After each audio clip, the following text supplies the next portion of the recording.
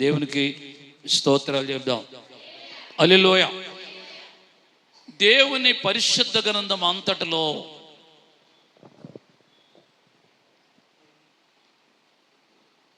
అందరికంటే చాలా ప్రాముఖ్యమైన ప్రథమ స్థానం పొందిన భక్తుడు బైబిల్లో ఎవరు?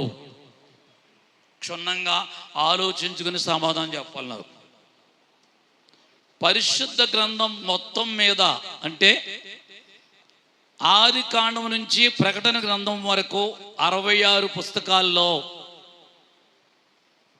చాలా వందలాది వేలాది భక్తులు ఉన్నారు. పరిశుద్ధ గ్రంథంలో ఎవరికిచ్చే ఆధిపత్యం, ఎవరికిచ్చే అధికారం వారికి దేవుడు ఇచ్చాడు.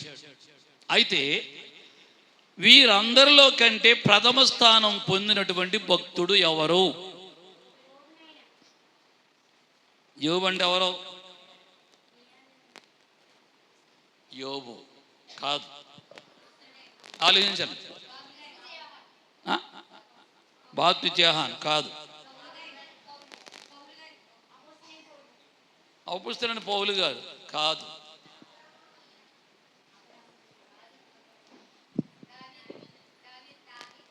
దావీదు కాదు, ఆలోచించాలి.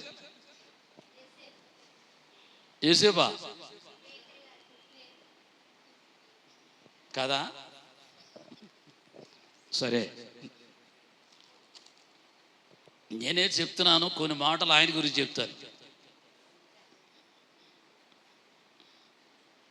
ఇశ్రాయేలు జనాంగానికి జనాంగానికంటే భవిష్యత్తుకి వెళ్ళిపోయి పరిగెట్టుకుని ఇశ్రాయేలు జనాంగానికి భవిష్యత్ గారు ఒకడే రండి. ఏమండే యెహోషువా, మీరు అందరూ ఓడిపోతున్నారు ఇవాళ. చెప్పు ప్రాంజ్యోతి, ఏంటి చెప్తుంది చెప్పు. ఇది నోట్లో మాట్లాడుకుంటే నాకు వినపడదు, గట్టిగా మాట్లాడాలి. ఏమా రెబకా చెప్పు. దానియేలు కాదు. సరే, నేనే చెప్తాను, టైం పాడవుతుంది. కాదంతా దారిలోకి వచ్చావు నువ్వు. ఇప్పుడు ఎవరో ఎస్తేర్ చెప్పిన మాట కరెక్ట్. ఈ లోపల బుర్ర కొక్కుంది బాగా, బుర్ర కొక్కుని బాగా ఆలోచించుకుంది ఎలా. దేవునికి స్తోత్రాలు చెప్తాం. ఆ స్థానము నోవహుకి లేదు, ఆదాముకు కూడా లేదు, హానోకు గారికి కూడా లేదు, ఏలియా ఎలీషాలకు కూడా ఇవ్వలేదు. ఈ స్థానమును దేవుడు అబ్రహాముకు మాత్రమే ఆయన ఇచ్చాడు. ఎందుకు ఇచ్చాడు? దానికి కొన్ని మాటలు, వాక్యాలు నేను మీకు ఈరోజు చూపిస్తాను. దేవునికి స్తోత్రాలు చెప్దాం. క్రొత్త నిబంధన ప్రారంభంలో కూడా అబ్రహాము గారి పేరు కనబడుతుంది. మత్తయి సువార్త 1వ అధ్యాయం తీయండి అందరూ ఒకసారి. మత్తయి సువార్త 1వ అధ్యాయం 1వ వచనం. ఏంటంట? సరిగ్గా చూడాలి వాక్యం మీరు. అబ్రహాము కుమారుడగు దావీదు కుమారుడైన యేసుక్రీస్తు వంశావళి. ముందు ఎవరి పేరు ఉంది? అబ్రహాం గారి తర్వాత ఎవరి పేరు వచ్చింది? దావీదు పేరు వచ్చింది. తరువాత దావీదు కుమారుడైన యేసుక్రీస్తు అనొచ్చు కదా అన్నాడా? ఏమన్నాడు? అబ్రహాము కుమారుడైన. అన్యాయంగా యేసయ్యకి తండ్రి ఎవరు? పేరుకి, నిజానికి తండ్రి కాదు ఆయన, యోసేపు. యోసేపు కుమారుడైన యేసుక్రీస్తు అని రాయొచ్చు కదా. అక్కడ రాశాడా? లేదు. ఏమని రాశాడు? అబ్రహాము కుమారుడైన దావీదు కుమారుడైన యేసుక్రీస్తు వంశావళి. దీన్ని బట్టి మనం చూస్తుంటే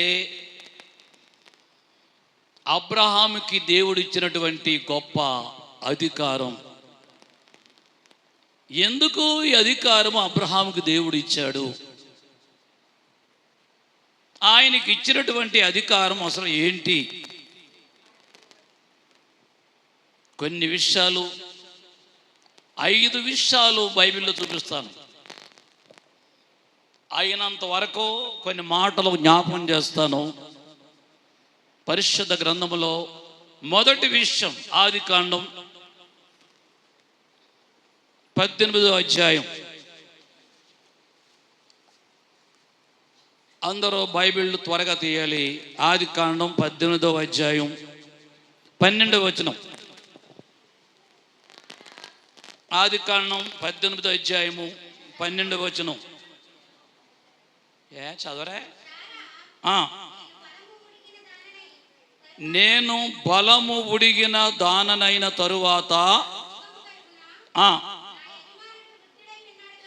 నా యజమానుడు వృద్ధుడై ఉన్నాడు కదా. చాలు. ఇక్కడ కొన్ని మాటలు మనము జ్ఞాపకం చేసుకోవాలి. మమ్రే దగ్గర సింధూర వనము, ఆ వనములో గుడారం వేసుకున్నాడు అబ్రహాం గారు. ఏం వేసుకున్నాడమ్మా? గుడారం వేసుకున్నాడు. గుడారం అంటే తెలుసా మీకు?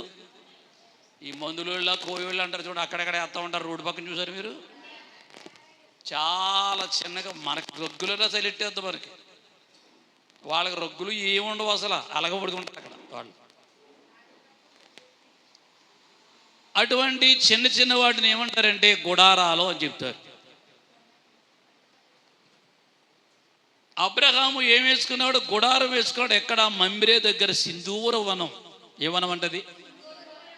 సింధూర వనం. అంటే సింధూరం అనే పేరు కలిగిన చెట్టు కింద చాలా చల్లగా ఉంటుందట. సింధూరం అనే పేరు ఎందుకు వచ్చిందంటే దాని కలరల్లగా ఉంటుందంట. ఈ కుంకాల్లో ఈ పేరు తెలియదు నాకు రావు. సింధూర కలర్లో ఉంటుందంట కుంకం, ఒక్కో రకం సువర్ణం. ఆ చెట్టు కూడా ఎలా ఉంటుందంటే సింధూరం అనే పేరులో ఉంటుంది అనమాట ఆ చెట్టు. అక్కడ గుడారం వేసుకున్నారు. గుడారం కింద అబ్రహాం ఉన్నాడు. మనము మొదటికి వెళ్ళి చూస్తే మమ్రే దగ్గర ఉన్న సింధూర వనములో 18 మొదటి వచనం. అబ్రహాము ఎండవేళ గుడారపు ద్వారమందు కూర్చొని ఉన్నప్పుడు యెహోవా అతనికి కనబడెను. అతడు కన్నులెత్తి చూచినప్పుడు 3 మనుష్యులు అతని ఎదుట నిలువబడి ఉండిరి. యెహోవా కనబడెను అంటాడు పైన. కింద ఏమంటాడు? 3 మనుష్యులు అంటే తండ్రి, కుమార, పరిశుద్ధాత్మ రూపములో అబ్రహామును దర్శించాడు దేవుడు. ఇక్కడ దేవుని స్తోత్రం. వారు మాట్లాడారు అబ్రహాం తోటి.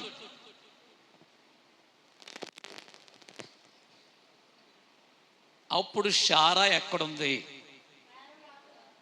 ఎక్కడుంది? గుడారము లోపల ఉంది.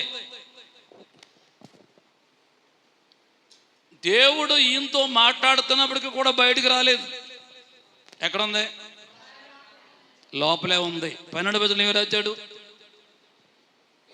నేను బలము ఉడిగిన దాననైన తరువాత నాకు, అంటే దానికి ముందు దేవుడు ఏం చెప్పాడు? నీకు ఒక కుమారుడు జన్మించబోతూ ఉన్నాడు.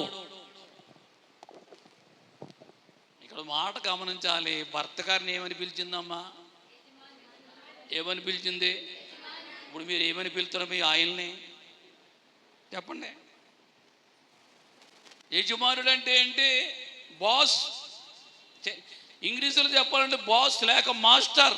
అబ్బబ్బబ్బా, ఎంత గొప్ప పేరు పెట్టిందండి భర్తకే. మీరేం పెడతారు పేరు? ఏమయ్యా, ఎక్కడికి వెళ్ళావయ్యా? మనోళ్ళు పెడతారు పేర్లు. ఇప్పుడు ఇంకా కొత్త రకాల పేర్లు. భర్తని యదవని పిలిచే వాళ్ళు కూడా ఉన్నారు. మీరు లేరేమో.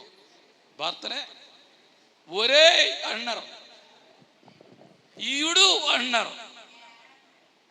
అదే మరి, అది నేను చెప్పేదానికి ఒకటే. ఏమన్నారు? యారా. ఇదంతా ఎప్పుడు ఇలాగైపోయిందంటారా? మీడియం వచ్చాక అందులో రకరకాల ఏంటయ్యి సీరియల్. ఆ సీరియల్లో ఏం మాట్లాడుకుంటారో, ఎలా మాట్లాడుకుంటారో బుద్ధి ఉండదు. ఒక్కొక్కడికి 2-3 ఉంటారు పెళ్ళాలి అందరికి.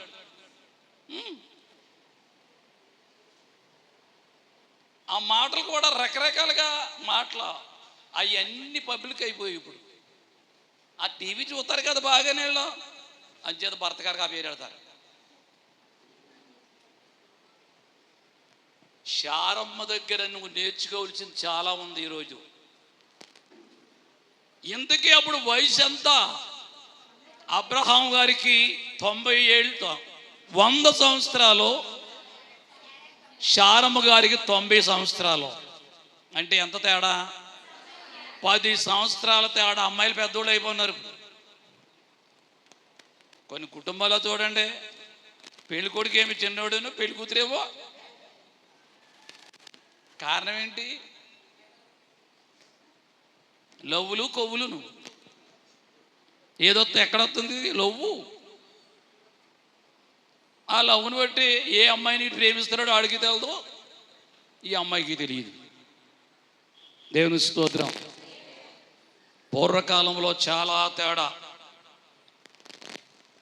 10 సంవత్సరాలు పెద్దోడండి అబ్రహాం.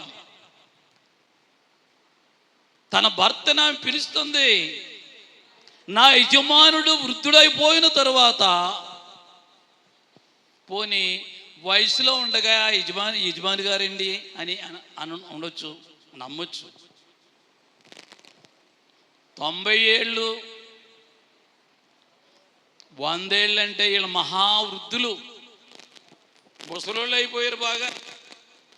ముసలోళ్ళు అయిపోయిన తర్వాత కూడా తన భర్తను ఏమని పిలుతుంది శారమ్మ? యజమానుడా.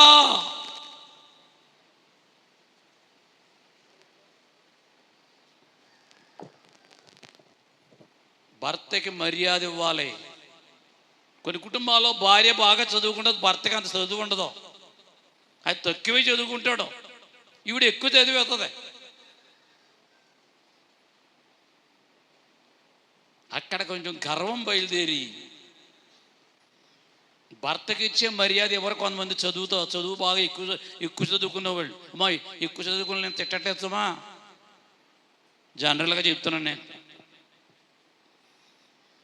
చేసుకున్న భర్త చదువు ఉన్నా చదువు లేకపోయినా నీకు అతను యజమాని, నీకు కిరీటం ఆయనకి ఏమి ఇవ్వాలి? నువ్వు మర్యాద ఇవ్వాలి. మర్యాద ఇచ్చి మర్యాదగా మాట్లాడాలి. నీ భర్త తలకాయ పైనడితే నీ తలకాయ పైనట్టు లెక్క. అర్థమైందా? ఈ పిలుపు కూడా రకరకాలుగా పిలుస్తారు కొన్ని కుటుంబాల్లో. అవి చెప్పడం నాకు ఇష్టం లేదు, చెప్పరు కూడా. కానీ శారాలో ఉన్నటువంటి ఒక మంచి లక్షణం అంటే, కుటుంబంలో అబ్రహాం గారికి ఏముందంటే మంచి పేరు ఉన్నది. కుటుంబంలో దేవుని స్తోత్రం చెప్దాం. కుటుంబంలో మంచి పేరుంది. భర్తలారా, నీ భార్య దగ్గర నీకు మంచి పేరుందా? విలువ ఉందా? అలాగే భార్యగా జీవిస్తున్న నీవు నీ భర్తను విలువగా మాట్లాడుతున్నావా? విలువిస్తున్నావా? పక్కన పెట్టి మాట్లాడుతున్నావా? నీ భర్తకి నువ్వు విలువిస్తే నువ్వు విలువగానే బ్రతుకుతావు. భర్తని చెడ్డగా మాట్లాడి ఆడంతే అలాగే తిరిగి వస్తాడు, అలాగే తాగుతాడు అనుకుని ఆడు ఈడని భాష మాట్లాడితే నీ భర్తను నీవు అవమానపరిచినట్టే దానికి లెక్క. చేతులెత్తి దేవునికి స్తోత్రాలు చెప్దాం. హల్లెలూయా. ఈ వాక్యంలో మనం చూస్తే శారా తన భర్తకు యజమానుడు అని పిలిచి, ఇంటిలో ఆయన కలిగినటువంటి పేరు యజమాన్, మర్యాదగా మాట్లాడాలి. ఓయి అని, ఏయి అని,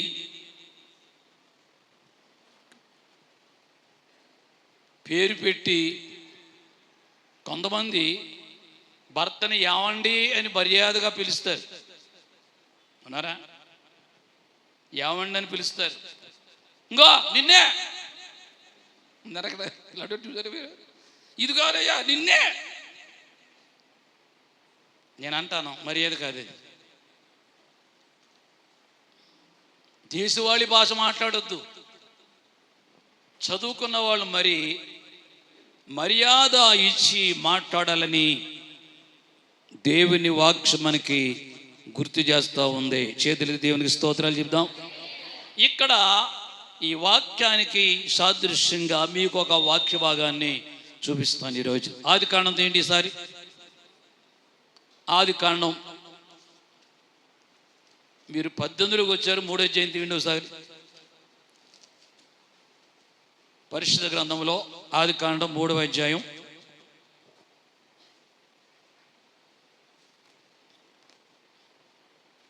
మొదటి నుండి 6 వచనాలు చదవండి. అక్కడ ఆది కాండం 3వ అధ్యాయం మొదటి నుండి 6 వచనాలు చదవము.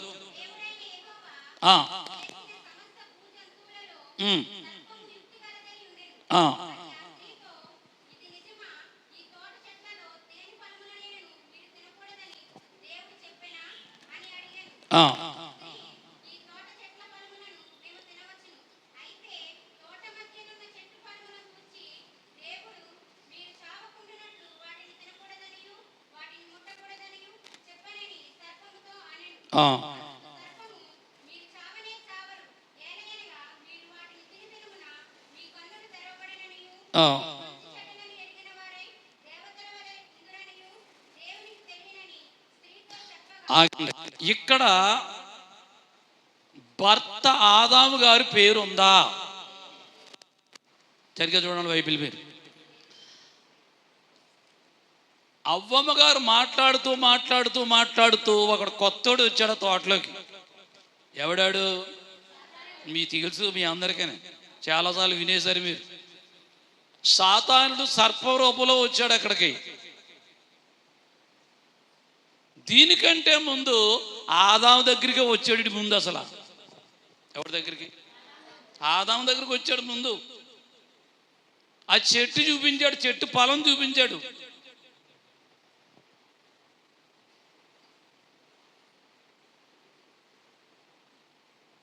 ఆ చెట్టు ఫలం చాలా మంచిది, తినేయి, తప్పేమీ లేదు అన్నాడు. ఆదాము చెప్పిన మాట ఏంటి? నా దేవుడు దాన్ని తినొద్దని చెప్పాడు, నేను తిన్నాం. ఏమన్నాడు? నా దేవుడు తినొద్దని చెప్పాడు, మాత్రం నేను తిన్నాం. పడగొట్టడానికి చాలా ప్రయత్నాలు చేశాడు ఆదాముని ముందాడు సాతానుడు. ఎన్నిసార్లు చెప్పినప్పటికీ నేను తినను, నా దేవుడు తినొద్దని చెప్పాడు అన్నాడు. అంతే. దేవుని ఆజ్ఞ అక్షరాలుగా శిరస్సు వహించిన ఆదాం. చేతులు దేవునికి స్తోత్రాలు చెప్దాం. హల్లెలూయా. అంటే దేవుడు చెప్పాడు కాబట్టి నేను తినను అని ఖండితంగా చెప్పేశాడు. అంతే. ఎక్కడ? దుష్టుడైన సాతానుడి దగ్గర. దేవుని స్తోత్రం. ఈసారి ఎక్కడికి వచ్చింది? అవ్వమ్మ దగ్గరకు వచ్చింది. ఈసారి ఆ కొత్తోడితో చాలా మాట్లాడేసింది అవ్వమ్మ. మీ భర్త డ్యూటీకి వెళ్ళాక పరాయమ్మ కూడా అవడన్నా మీ కొంపలోకి వచ్చాడు అనుకో, అరగంట మాట్లాడు, కూర్చోబెట్టి లోపల. ఎంతసేపు? అరగంట బాగా మాట్లాడు, నీ బుర్ర ఖరాబ్ చేయతాడు మాటలు. కాంజబుడికి బుర్ర ఖరాబ్ అయిపోతుంది నీకు. అసలు మొదటి తప్పు ఏంటంటే నువ్వు చేర్చుకున్న వాడిని, అది మొదటి తప్పు. అందుకే యజమానుడిగా కొత్తోడు రాడింటికి. ఎప్పుడు వస్తాడు? వీళ్ళు డ్యూటీకి వెళ్ళిపోయి సాయంత్రం దాకా రారు కదా వీళ్ళ. ఆ టైం చూసుకుని వస్తాడు. ఆడ ఇంటి యజమానులు ఒక్కరితే ఉంది కదా, ఏదో రకంగా చెప్పేసి బుర్ర మార్చేయించిన ఉద్దేశం బట్టి వస్తాడు. ఇక్కడ మనం చూస్తే ఆదాము అనే మాట లేదు, దేవుడు అనే మాట కూడా లేదు.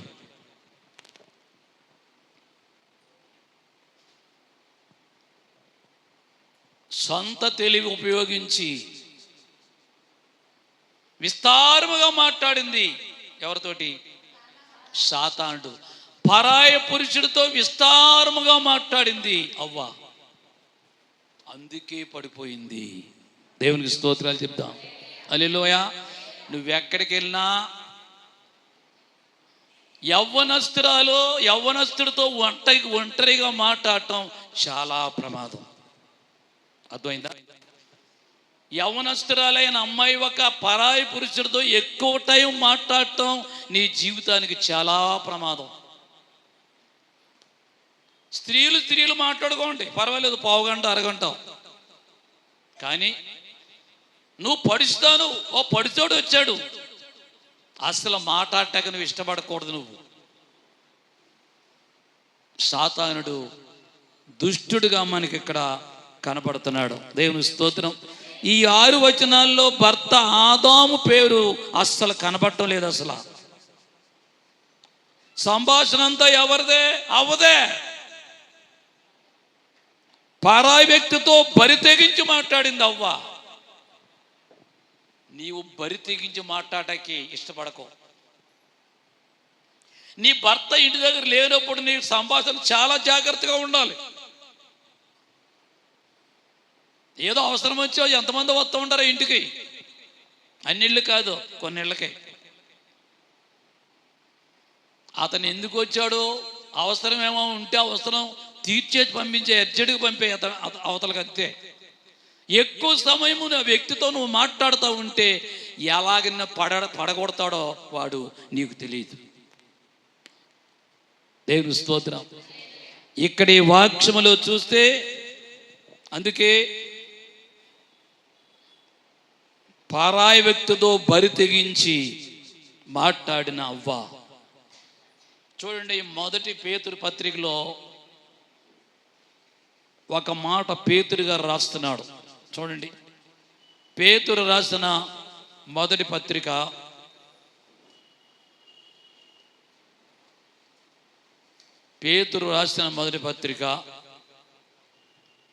3వ అధ్యాయం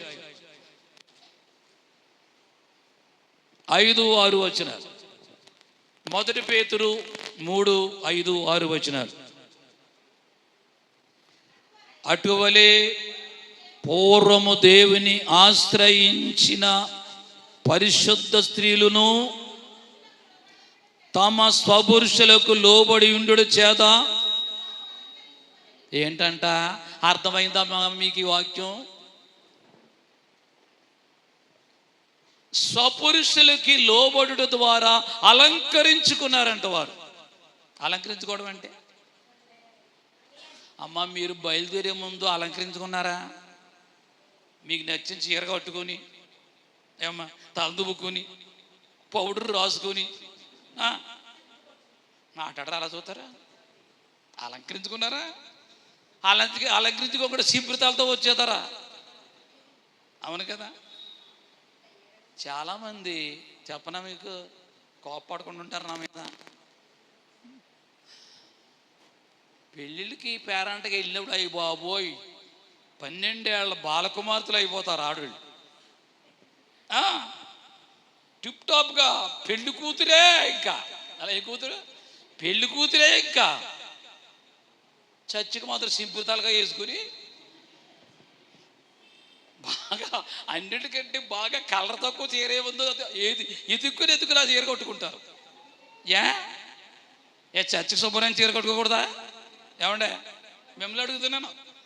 చర్చికి వెళ్ళినప్పుడు పెళ్ళికి వెళ్ళినట్టు వేసుకుని మంచి బట్టలు వేసుకుని రావచ్చు కదా. నువ్వు ఎందుకు రావు? నువ్వు దోచుకున్నావా? పెట్లు పెట్టుకుని, ఎక్కడ పెట్టుకుని పెట్లో పెట్టుకుని దోచుకుంటారు కొంతమంది. కట్టరయ్యి పెళ్ళికి వెళ్ళినప్పుడు మాత్రమే దిగుతారు. నేను అంటాను, ప్రతి ఆదివారం పెళ్ళి అనుకో చచ్చి చెప్పండి, ప్రతి ఆదివారం పెళ్ళి అనుకో, నీకున్న బట్టల్లో మంచి బట్టలు వేసుకు రావచ్చు కదా, ఎందుకు రాకూడదు నువ్వు?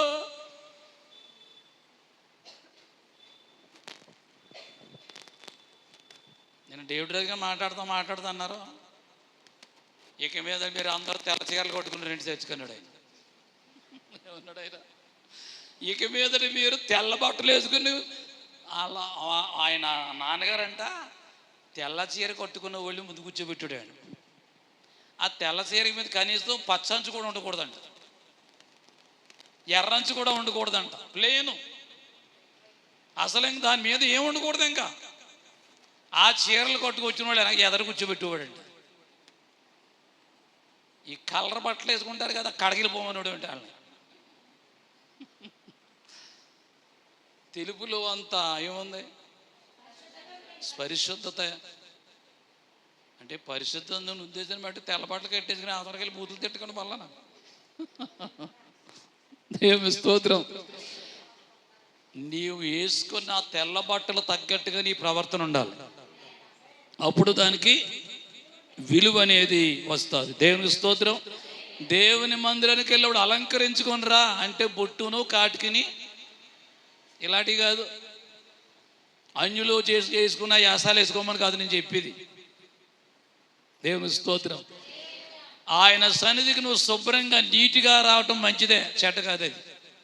దేవుడు దాన్ని బట్టి కూడా ఆయన ఎంతో ఆనందిస్తారు. వారు అలంకరించుకున్నారంట. అంటే భర్తగా లోబట్టం ఏంటి? అది అలంకరించుకోవటం, అలంకరణ. అంటే వాళ్ళిద్దరి మధ్యన ఏముంది? భర్త మధ్యని భార్య మధ్యన ఏముంది చెప్పండి? అన్యోన్యత, ప్రేమ, ఐక్యత ఉంది. దేవుని స్తోత్రం. అందుకు ఫ్యామిలీతో దేవుని సన్నిధికి వచ్చేవారు కూడా మీరు సిద్ధపడి సంతోషంగా దేవుని మందిరాన్ని రావటం చాలా ఆశీర్వాదకరం. దేవుని స్తోత్రం. హల్లెలూయా. అందుకు వీళ్ళిద్దరికి సమాధానం లేదనుకోండి, భార్య ఏమో కన్ను ఉంటుంది, ఈ భర్త ఏమో ఎదురు ఉంటాడు. అవునా కదా? అడుగులు అడుగేసుకుని రారా, దూరంగా నడుస్తారు. సరే, చేతులెత్తి దేవునికి స్తోత్రాలు చెప్దాం. హల్లెలూయా. భార్యకు గయ్యాళితనం ఉండకూడదు. ఏదనం ఉండం? గయ్యాళితనం ఉండకూడదు. గయ్యాళితనం అంటే ఏంటి?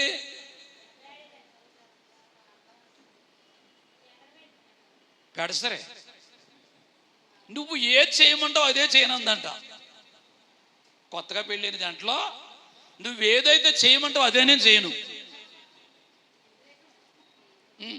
అర్జెంటుగా నువ్వు టిఫిన్ చేయమన్నావు అనుకో, సాయంకాలం దాకా ఏమీ చేయను అసలు నేను.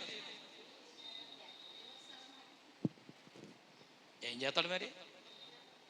పెళ్ళిలో ఒప్పుకున్నావు కదా చేస్తానని, ఇక్కడ ఇలా మారిపోయావు అన్నాడు. అంతే. అంటే వీళ్ళు ఏమనుకుంటారంటే, నేను చెప్పిన వాడు వినలేదు కాబట్టి నేను చాలా తెలివైందని అనుకుంటారు. తెలివైందను కాదు, నీకున్న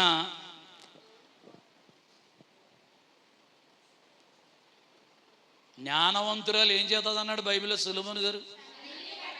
తన ఇల్లు కట్టును, మూడురాలు చేతులతో ఊడబెరికేస్తాయి. అంటే ఆ ఇల్లు కాదు. ఏ ఇల్లు అనుకున్నావు? అది కుటుంబం అనే ఇల్లు. దేవునికి స్తోత్రాలు చెప్దాం. హల్లెలూయా. కుటుంబం అనే ఇల్లు పురుషుడి ద్వారా కాదు కట్టబడేది. ఎవరి ద్వారా? స్త్రీ ద్వారా, భార్య ద్వారా కట్టబడుతుంది. దేవునికి స్తోత్రం. యజమానురాలు మంచిగా ఉంటే, ఒరే ఇంట్లో ఉందరా ఇల్లాలి ఎంత మంచిదోరా బాబు, ఎంత మర్యాదగా వెళ్తావు, చాలా ప్రేమగా వెళ్తాయి, నమస్కారం చేయాలి రా ఆవిడ కనబడితేని అని వాళ్ళు ఉన్నారు. కారణం ఏంటి? ఆయన చెప్పకుండా మంచి సంపాదించుకుంది ఆ ఇంటి యజమానురాలు. పొడిచోళ్ళైనా ముసలోళ్ళైనా సరే. దేవునికి స్తోత్రం. కొంతమంది ఉంటారు కదిపోమంటే కందిరీగా, మెదిపోమంటే అలా ఉంటారంటే మీరు మంచోళ్ళు. మీరు అలాంటి వాళ్ళు కాదు. దేవునికి స్తోత్రాలు చెబుతాం. మీ ఇళ్లలో ఏ కొంపకు వచ్చేసినా మర్యాద ఇచ్చి మాట్లాడేవాళ్ళే మీరు. ఎవరితో ఏమి మాట్లాడాలో, ఏ మర్యాద ఎవరికి ఇవ్వాలో మనం తెలుసుకుని ఉండాలి. చేతులెత్తి దేవునికి స్తోత్రాలు చెప్తాం. హల్లెలూయా. ఇంతకీ ఈ మాటలన్నీ ఎందుకు చెప్పానంటే, మీకు ఇంటిలో మంచి పేరు కలిగిన వ్యక్తి అబ్రహాం. చేతులెత్తి దేవునికి స్తోత్రాలు చెప్తాం. ఆయనకి ఇంటిలో ఏముంది? మంచి పేరు, యజమానుడు అనే పేరు. నా మాస్టర్ ఈయనే అంటుంది తన భర్తతోటి. ఎవరు? భార్య శారమ్మ. బయట మేస్టర్ కాదు అమ్మా, ఇంట్లో మేస్టర్ ఉన్నాడు నీకు. భర్త నిజంగా మాస్టరే నీకు, బాస్. బయట పనిచేసేవాళ్ళు చూడండి, మా బాస్ గారండి అది బాబోయ్ అంటారు పనిచేసేవాళ్ళు. అంటే ఏంటి? బాస్ అంటే ఏంటి? యజమాని. యజమాని కనపడ్డప్పుడు నమస్కారం చేసి వందనలు చెప్పి తల వంచి మాట్లాడే వాళ్ళు ఉన్నారు. దేవునికి స్తోత్రం. మొన్న వరకు మా మాస్టర్ ఇక్కడ ఈ ఊళ్ళోనే ఉండేవాడు. గుర్తులకి ఇస్తారా? నాకు మాస్టర్ అయినా ఎక్కడికైనా నమస్కారం మాస్టర్ అంటే పలకరించి వాడు. నేను నమస్కారం బానవా అనేవాడు. అప్పుడు ఆ రోజుల్లో 7వ తరగతి 6వ తరగతి సోషల్ స్టడీ ఇంగ్లీష్ చెప్పు నాకు. ఎందుకంటే ఏ స్థితిలో ఉన్నప్పటికీ విద్య నేర్పినటువంటి టీచర్కి మర్యాద ఇవ్వాలి. అది మన ధర్మం. చేతులెత్తి దేవునికి స్తోత్రాలు చెప్తాం. రెండవది, ఒకటి ఇంటిలో సంగతి చెప్తాను.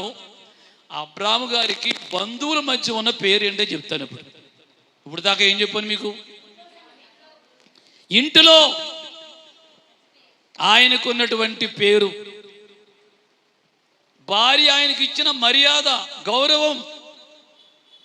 అంటే ఆ వయసు వృద్ధాప్యం వచ్చినా సరే తన భర్తనే ముసలోడా అందా.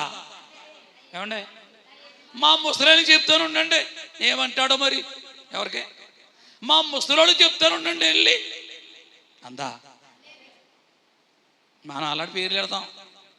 నీ యజమాని ముసలోడు అయి ఉండొచ్చు, వృద్ధాప్యలో ఉండొచ్చు, ఏ వయసులో ఉన్న అతను నీకు భర్తే, నీవు అతనికి భార్యవే.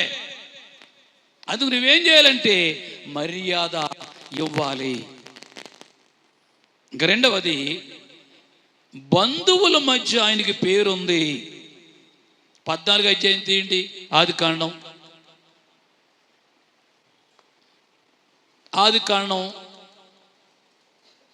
14వ అధ్యాయం. ఆదికాండం 14వ అధ్యాయం 13 నుంచి. ఆదికాండం 14:13 నుంచి.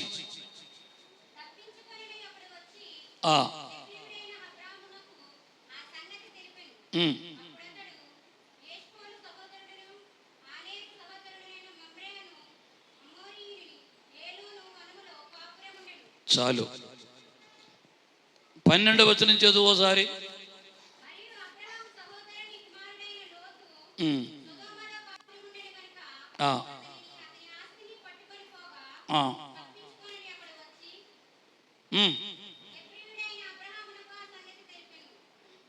హెబ్రీయుడైన అబ్రహాముకి ఆ సంగతి చెప్పాను. అప్పటికి అబ్రహాము తమ్ముడు పేరు ఎవరో?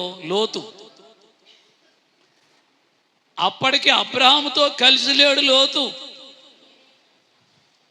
ఏరేడు కాపురం పెట్టిన చేసినాళ్ళు ఆవిడ ఎవరో? లోతు భార్య. లోతు భార్య పేరు బైబిల్లో లేదు. ఉందా? లేదు. అబ్రహాము గొప్ప ప్రేమ కలిగిన వాడు, అభిమానము కలిగిన వాడు, మర్యాద కలిగిన వాడు. తమ్ముడంటే తమ్ముడిని బాగా అత్యధికంగా ప్రేమించిన వ్యక్తి ఎవరు? అన్నదమ్ముల మధ్య అనుబంధం ఉండాలి అమ్మా. అన్నదమ్ముల మధ్య అనుబంధం అనేది ఉందా? అక్క చెల్లెళ్ళు, ఈ ఇద్దరు అక్క చెల్లి ఇప్పుడు విడిపోరు బాబు. ఇక్కడ కూర్చుంటారు ఇద్దరు. ఎవరో పద్మని షకిని అని. చాలా సంతోషమే. మనసులు కూడా అలాగే ఉంటాయి అనుకుంటాను నేను. అలాగే ఉంటాయి, వేరువేరుగా ఉంటాయి. దేవునికి స్తోత్రం. అక్క చెల్లెల మధ్య ఏముండాలి? తల్లి కూతుర్ల మధ్య ఏముండాలి? ఇంకా అవుతున్న దారిలోకి అత్త కోడల మధ్య ఏముండాలి? ఉందా? లేదు, అది లేదు. తల్లి కూతుర్ల మధ్య చెప్పుకున్నాం, అత్త కోడల మధ్య ఉండదు. ఆ అత్తగారు తల్లిలేకే చూస్తుంది కానీ ఈమె తల్లిలేక చూడదు. ఎవరా? కోడ తల్లిలేక గమనించదు. అత్తగారు ఎలా చూస్తారండి? అత్తగారిని అత్తగారులేక చూస్తారు. తల్లి గయ్యేళ్ళైనా, ఏనండి, తల్లి గయ్యేళ్ళైనా అయ్యి బాబు మా అమ్మ తిరిగిలేదు ఏమనుకున్నారంటే, మా అమ్మ అంటే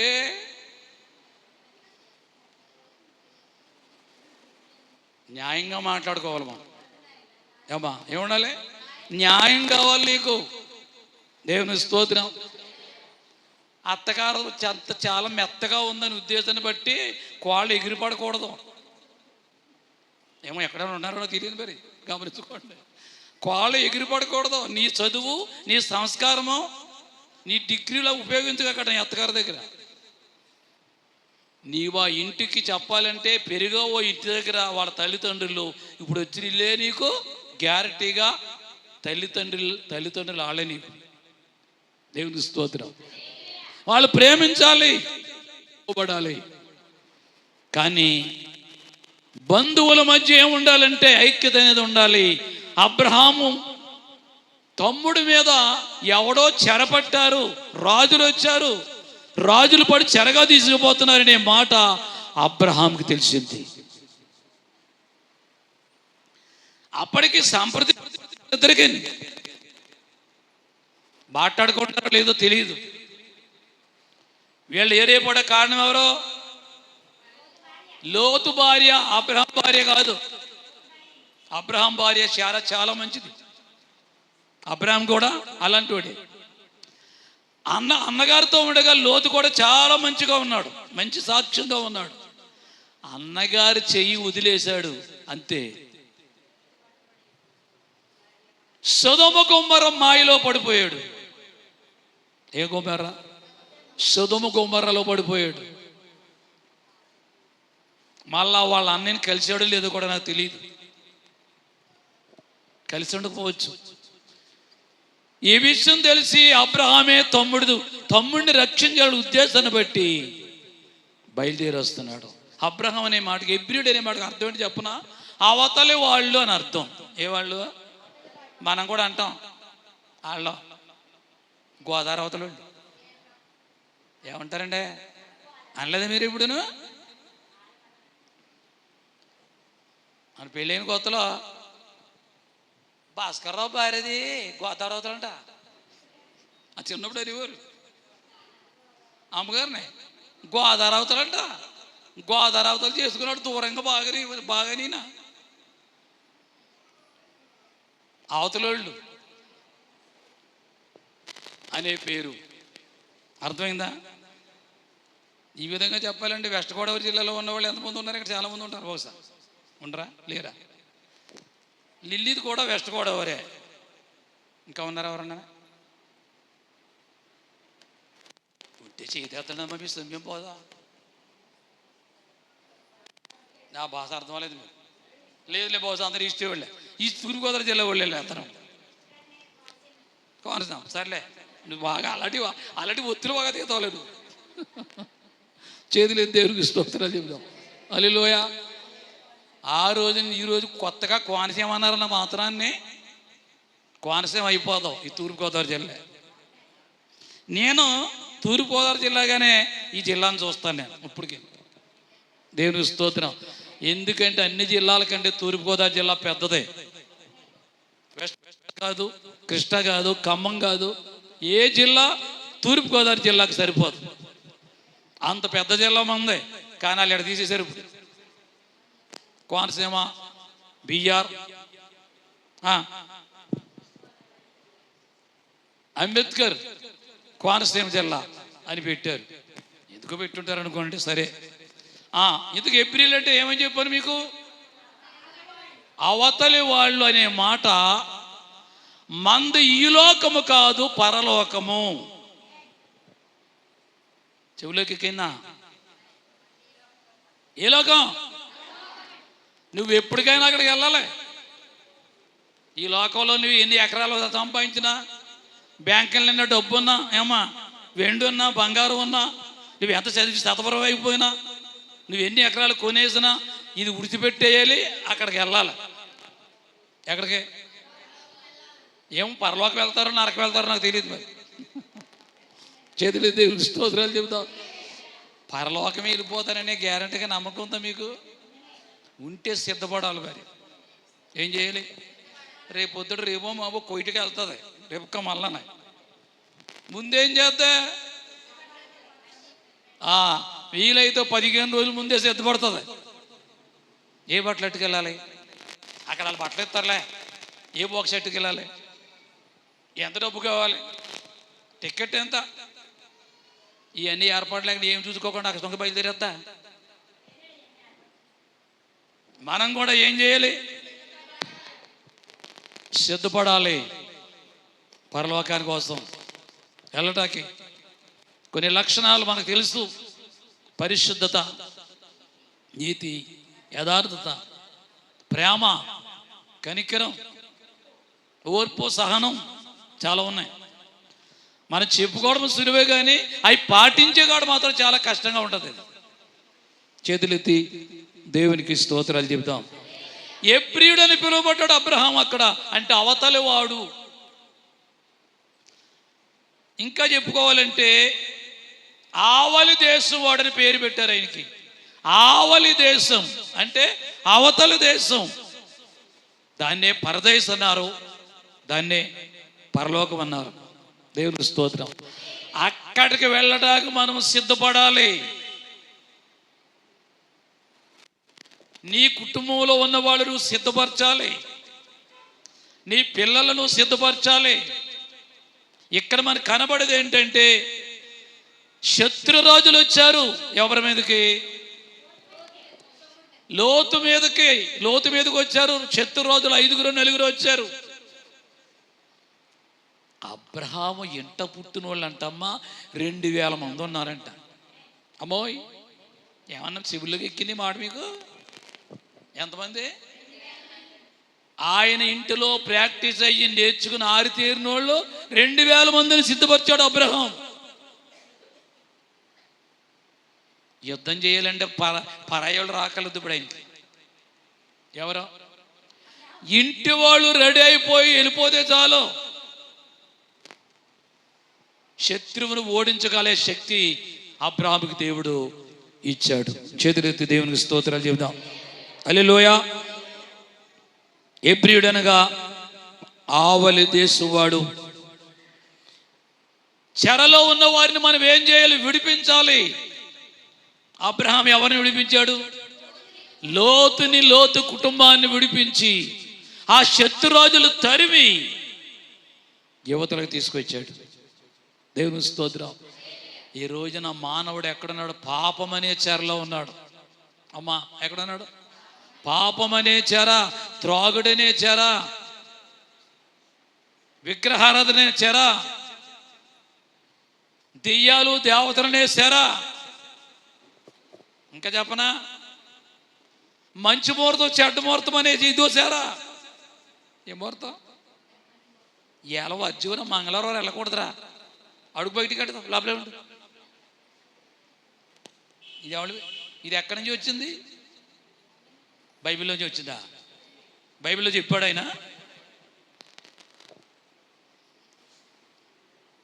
విచారకరమైన సంగతి ఏంటంటే అన్యుడు ఏదైతే చూస్తున్నాడో క్రైస్తవుడు ఏదైతే చూస్తున్నాడు.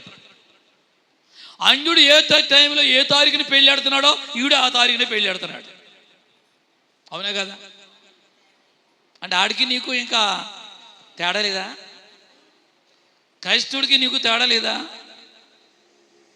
ఒక సంగతి చెప్పనా, ఆషాఢ మాసంలో అయింది పెళ్ళినది. చెబుతారా మీరు? మీకు తెలియ చెప్తున్నాను నేను. ఇప్పుడు ఆషాఢ మాసంలో అయిందంటే పెళ్ళినది. ఆషాఢ మాసంలో ఎవడైనా పెళ్లి చేసుకుంటాడా? అమ్మగారు నేను దండలు వేసుకుని రోడ్డు వెళ్తుంటేనే అంత అందరం మా ఇంకే చూడటం. అప్పుడు ఆవిడ ఇంకో నా ఇంకో చూసిపోరు. ఏంటి మతిపోయిందంట వీళ్ళకి? ఏంటి ఆషాఢ మాసంలో పెళ్ళాడారు వీళ్ళు? ఎక్కడ చూడలేదురా బాబీ చాట ఇదేంటి వీళ్ళు అనుకుని. నాకు బండారలంకలో ఒక ఆయన ఉండి ఇప్పుడు కిరణ్ కొట్ట ఆయన, లక్కించెట్టి ప్రకాశం ఆయన పేరు, చచ్చిపోడు లేడు. సరుకులు చిన్నప్పుడు అమ్మ అక్కడ పంపించి సరుకులు ఏమైనా కావాలో బెల్లమో పప్పో నువ్వులో తప్పడానికి వెళ్తుంటే ఆకాశమో ఏంటి ఆషాఢ మాసం పెళ్ళి కూడా కానీ ఉండండి నేను చూసి.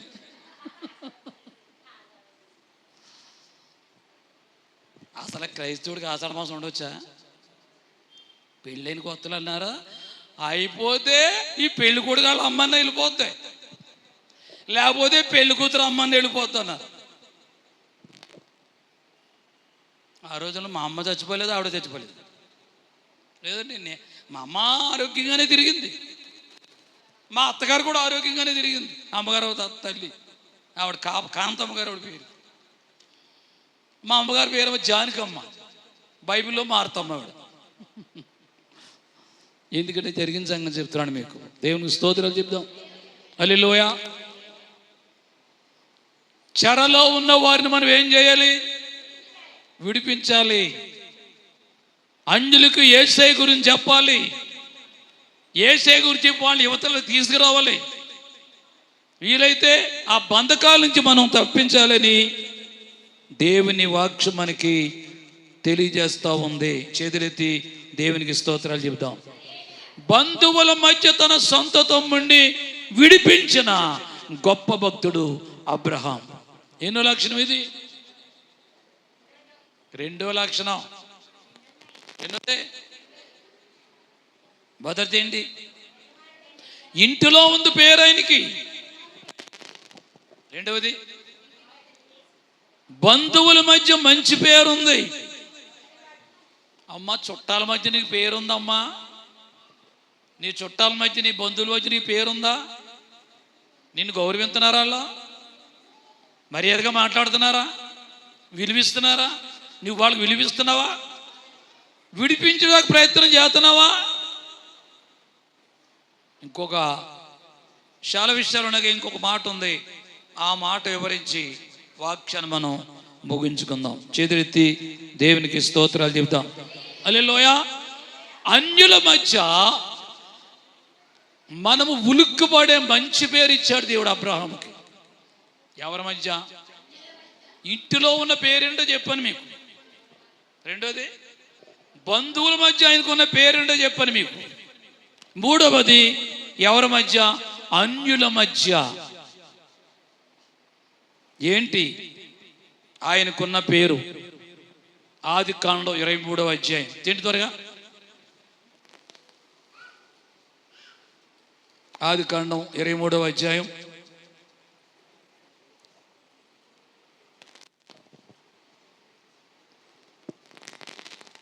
5వ వచనం నుంచి. హేతు కుమారులు, అయ్యా మా మాట వినుము. చాలు, నీవు మా మధ్యను మహారాజువై ఉన్నావు. పెన్నతో అండర్లైన్ చేయండి ఆ మాట. అన్యులు అబ్రహాం గారు చూసి ఏమంటున్నారు? నీవు మా మధ్య మహారాజువై ఉన్నావు. ఏ రాజు అంట? రాజువై ఉన్నావు అనలేదు అక్కడ. ఏమన్నాడు? మహారాజు అయి ఉన్నావు. అన్యుల మధ్య నీ పేరేంటమ్మా? అన్యుల మధ్య నీ పేరు ఏంటి అసలు? బైబిల్లో దేవుడు అంటాడు, యేసు రక్తముతో కడగబడ్డవారు రాజులు, రాజ సమూహం, యాజక వంశం అంటాడు. పేతురు గారి గ్రంథంలో చూస్తూ అంటాడు యాజక వంశము. ఎవడికుందండి పేరు? రాజులకే లేదా పేరు? అసలు ఉందా? రాజులకు కూడా లేదు ఈ పేరు. మా మధ్య నువ్వేమై ఉన్నావని అన్నాడు రాజు. మహారాజువై నీవు ఉన్నావు. బంగారం వెండి పట్టుకెళ్తే మహారాజులు అంటారా మనల్ని? చెప్పండి. నన్ను రాజుని పిలు అంటే అన్నావు అనుకో, ఎవడంటాడు రాజు అని? నిన్ను ఎవడంటావు? దేవునికి స్తోత్రం. ఒకసారి ఏదో మీటింగ్ ఉంటే కొమరాడు వెళ్తారు రేవిదాడతాకి. రేవిదాడతానని నాతో పాటు 3 పాస్టర్లు ఉన్నారు. నా పక్కన కూర్చున్న ఒక ఆయన, ఏమోయ్ వినండి, ఏమండి మీరు షావుకారులా అన్నాడు ఒకడు. నాకు కలర్ ఆయనకి ఎలా కనబడ్డదంటే, నల్లగా ఉన్నాడు కదా కాంటూళ్ళగా, నన్ను చూసి అనుకున్నాడు కాంటేరు అనుకున్నాడు. మీరు షావుకారులండి అన్నాడు. బాబోయ్ షావుకారు కాదు సాగు కోరను. నేను ఒక పాస్టర్ గారిని బాబు అన్నా. పాస్టర్ గారు అంటే అది కొనే బ్యాగ్ చేతిలో ఉంది. సావుకులు కూడా పరిచయం లేని స్థలానికి వెళ్ళినప్పటికీ పాస్టర్ గారని పిలుతారు. వాళ్ళకి ఎక్కడికైనా రాసి ఉంటుంది. పాస్టర్ గారిని నేను వసపై పేరు రాసుకున్నాను నేను ఏమన్నా. కానీ వాళ్ళ సంభాషణ మాట చూసి అర్థమైపోద్ది వాళ్ళకి పాస్టర్ గారు ఏమిటాడు. దేవునికి స్తోత్రం. అంటే ఏంటి? దేవుని బిడ్డల మాట మాదిరి సంభాషణ చాలా వ్యత్యాసంగా జాగ్రత్తగా ఉండాలి. అన్యులు మాట్లాడినట్టు నువ్వు చెత్త మాటలు, చెత్త చెదారం మాటలు మాట్లాడుకో. కొంతమంది మాట్లాడతారు నోరిప్పారంటే ఆ పక్కన ఎవరున్నారో కూడా అర్థమవుతుంది కాదు. ఏం మాట్లాడతారో వాళ్ళకి తెలియదు. చెత్త చెదారంగా మాట్లాడుకో. ఈ ఏరియాలోనే ఉండేది ఒక ఆవిడ, పేరు చెప్పను మీకు, చనిపోయింది. ఆవిడ గురించి నేను వచ్చిన కొత్తలో మంచి సాక్షి అన్నాను నేను. అదేంటంటే ఆవిడకి అక్షరం మొక్క లేదండి, రాదండి, చదువు లేదు, కానీ మాట్లాడుతుంది. మాట ఎంత స్వచ్ఛంగా మాట్లాడుతుందో. బాగా చదువుకున్నవాడు కూడా అలా మాట్లాడలేడండి అన్నాడు ఒక ఆయన. ఎవరా అనుకున్నాను నేను. అప్పుడు అడిగితే పోగదు కదా.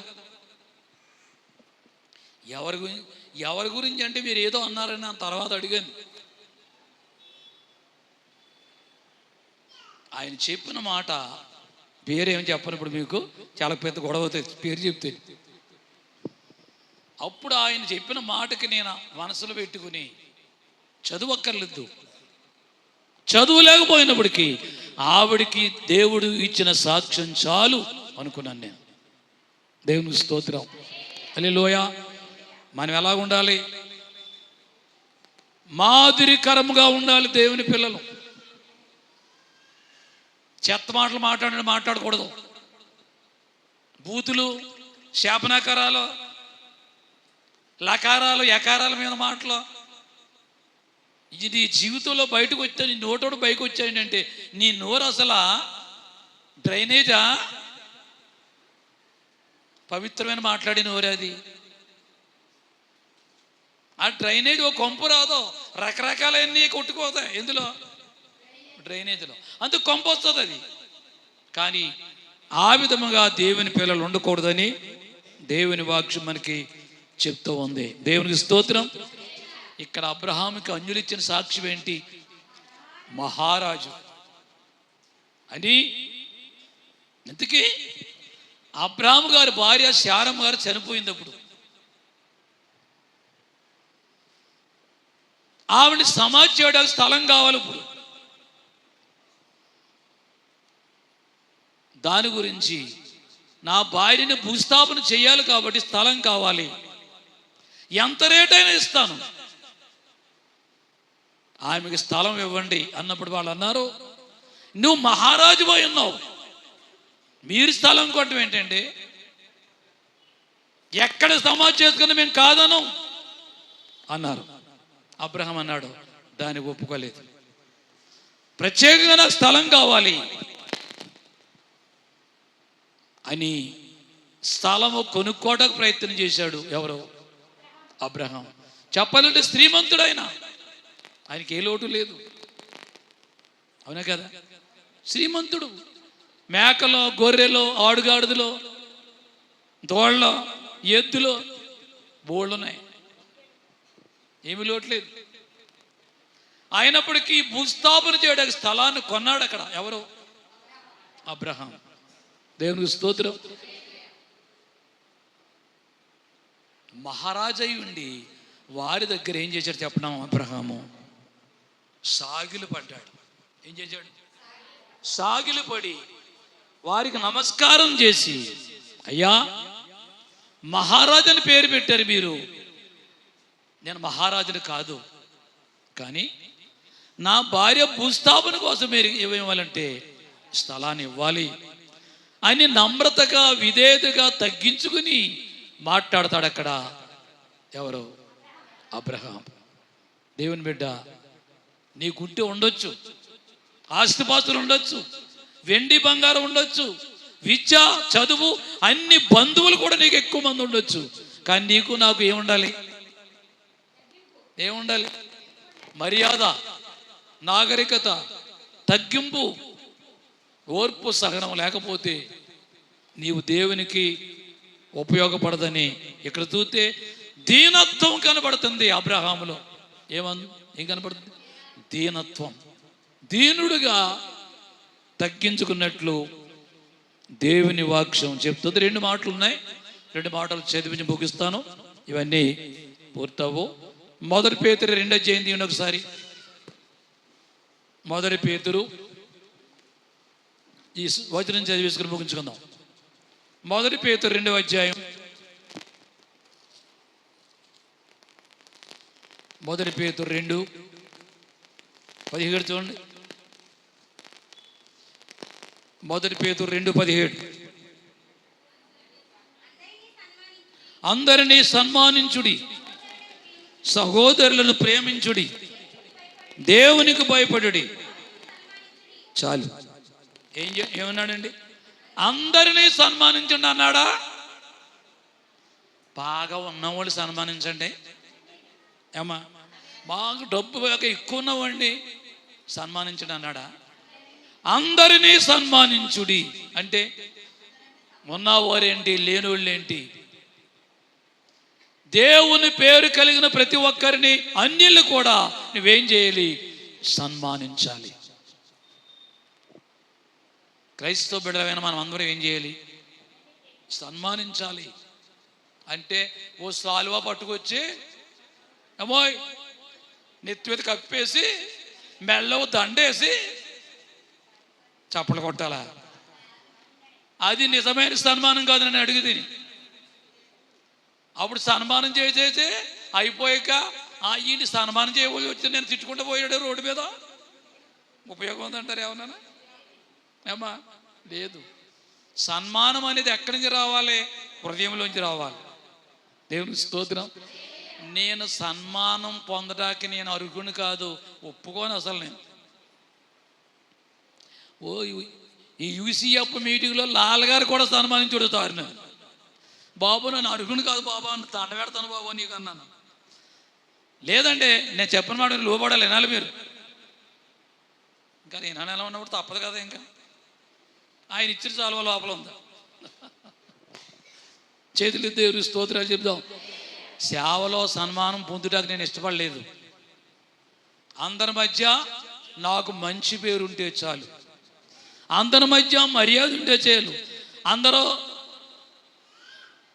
మన పాస్టర్ గారు వచ్చి ప్రార్థన చేస్తే చాలు, ఈ పనులు జరుగుతాయి, ఆయన ప్రార్థన దేవుడు వింటాడనే పేరు నాకుంటే చాలు, దాన్ని మించింది లేదు. దేవునికి స్తోత్రాలు చెప్దాం. హల్లెలూయా. అయితే బైబిల్ ఏం చెప్తుందంటే పెద్దవారిని సన్మానించుడి అన్నాడు. ఎవరి దగ్గర మీరు ఏమి నేర్చుకున్నారో వారిని సన్మానానికి పాత్రులుగా చేయండి అన్నాడు. సన్మానం తప్పులేదు, కానీ ప్రేమతో చేయలేదు. దేవునికి స్తోత్రం. హల్లెలూయా. ఏమంటాడు ఇక్కడ? అందరినీ, ఇంకేమన్నాడు? ఎవరిని? సహోదరులను ప్రేమించుడి, దేవునికి భయపడుడి, రాజులను సన్మానించుడి. దేవునికి స్తోత్రం. అందుచేత దేవుని బిడ్డలారా, 3 విషయాలు చూసి అబ్రహాములో 2 మిగిలాయి. ఇంకా చెప్పినప్పుడు వీలే తర్వాత చూద్దాం. అటువంటి పద్ధతులు ఆయనలో ఉన్నాయి కాబట్టి పరిశుద్ధ గ్రంథములో అందరికంటే ఆయన అగ్రగణ్యుడు అనే పేరు ఇచ్చాడు దేవుడు. ఎవరికి? ఇంకో సంగతి చెప్పలేదు మీకు. దేవుడు అన్నాడు అబ్రహాముని చూసి, నా శ్రేష్ఠుడైన అబ్రహాము అంటాడు. ఎవరినే? అబ్రహాముని చూసి దేవుడేమంటాడమ్మా? నా శ్రేష్ఠుడైన అబ్రహాము. దేవునికి స్నేహితుడా? ఏమంటే దేవుని స్నేహితుడు అంటే ఎన్ని అర్హతలు ఉండాలి, ఎన్ని గుణలక్షణాలు ఉండాలి. అందరినీ నా దాసులు, నా కుమారులు, కుమార్తెలని అబ్రహాము దగ్గరకు వచ్చినకి ఏమంటాడంటే, నా స్నేహితుడైన అబ్రహాము. మంచి పేరు ఆయన సంపాదించుకున్నాడు. దేవుని స్తోత్రం. అందుచేత మనం ఈ లోకంలో మంచి పేరు కలిగి అబ్రహాం వలె ఆధిపత్యం అనుభవించి చక్కటి పేరు కలిగి ప్రభువులో ఆరాధన చేసి ఆయన కనపరిచి ప్రభులో కొనసాగి ప్రభు దేవుడు పొందుకుంటాం. అట్టి భాగ్యం దేవుడు మనందరికీ దయచేయను గాక. చిన్న ప్రార్థన చేస్తాను, కళ్ళు మూసుకొని ఒకసారి. ఈ లోపల సాక్ష్యం చెప్పే బిడ్డలో సిద్ధపడండి. ప్రేమ గల తండ్రి, నీ పాదాలకు స్తోత్రాలు. ఈరోజు మీరు మాకు ఇచ్చిన ఈ సందేశాన్ని బట్టి నీకు స్తోత్రాలు. ఇశ్రాయేలు జనాంగానికి మూల పురుషుడు, ప్రత్యేకంగా విగ్రహారాధన కలిగిన దేశంలో నుంచి నీవు అబ్రహాముని ఎన్నుకుని ఏర్పాటు చేసుకున్నావు. ఎలాగా నీవు ఆయన ప్రేమించావో,